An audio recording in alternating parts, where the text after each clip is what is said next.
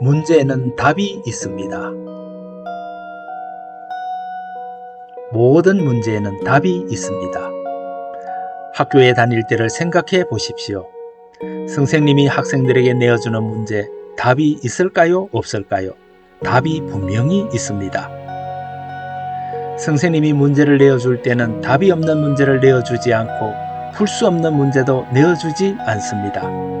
어떤 문제 앞에서 학생들이 쩔쩔맬 뿐이지 그 문제를 내어준 선생님은 답을 알고 있고 그 문제를 풀 수 있는 방법도 알고 있지요. 그럼 사람에게 풀 수 없는 가장 큰 문제는 무엇일까요? 먹고 사는 문제? 저는 지금까지 먹을 것이 없어 굶어 본 적은 없습니다. 어떤 사람에겐 먹고 사는 문제가 큰 문제가 되겠지만 어떤 사람, 어떤 지역에 사는 이에게는 먹고 사는 문제가 별 문제가 되지 않을 수 있습니다. 인생의 가장 큰 문제는 죽음이지요. 사람은 죽음 앞에서 절망합니다. 해결할 수 없는 문제이기에 두려워하며 생각하지 않으려고 애써 부인하기도 하고 틀린 답, 헛된 위로 궤변들을 쏟아냅니다.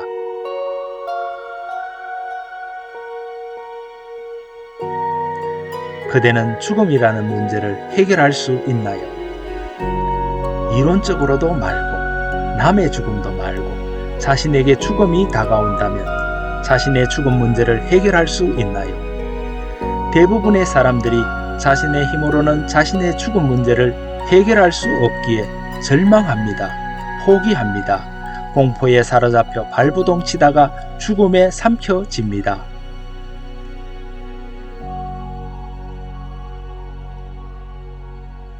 모든 문제에는 답이 있다는 것을 기억하십시오. 그 누구도 죽음이라는 문제는 풀지 못한다. 자신의 수준에서 단정 짓지 마십시오. 사람들에게 죽음이라는 문제를 내신 분은 하나님이십니다. 문제를 내신 하나님은 죽음이라는 문제를 푸실 수 있습니다.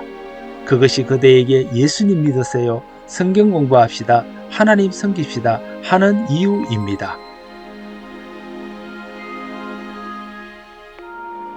선생님이 내어준 문제가 어떤 학생에게는 도저히 풀 수 없는 절망적인 문제가 되지만 어떤 학생에게는 답이 보이는 문제입니다.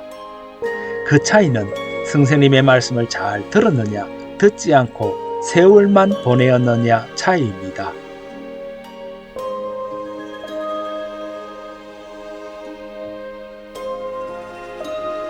그대여, 죽음의 문제는 풀 수 있는 문제입니다.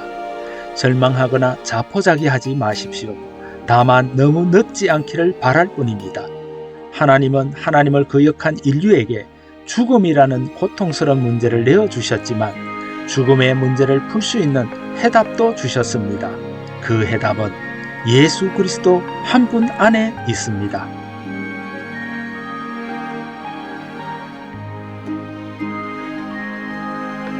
이제 그만 자신의 영원한 운명이 걸린 문제를 두고 책임져 주지 못하는 이 사람 저 사람의 의견에 끌려다니지 말고 이 눈치 저 눈치 보지 말고 그대 죽음의 문제를 해결해 주실 예수님께로 오십시오.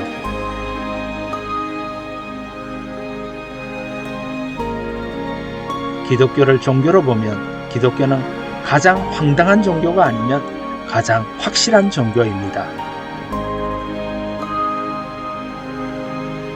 인간의 가장 큰 문제인 죽음의 문제, 천국과 지옥의 문제에 대해 가장 확실하게 말해주기 때문입니다.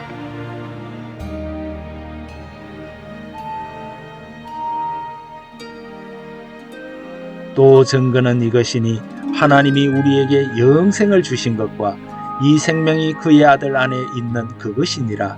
아들이 있는 자에게는 생명이 있고 하나님의 아들이 없는 자에게는 생명이 없느니라. 요한일서 5장 11절에서 12절 말씀.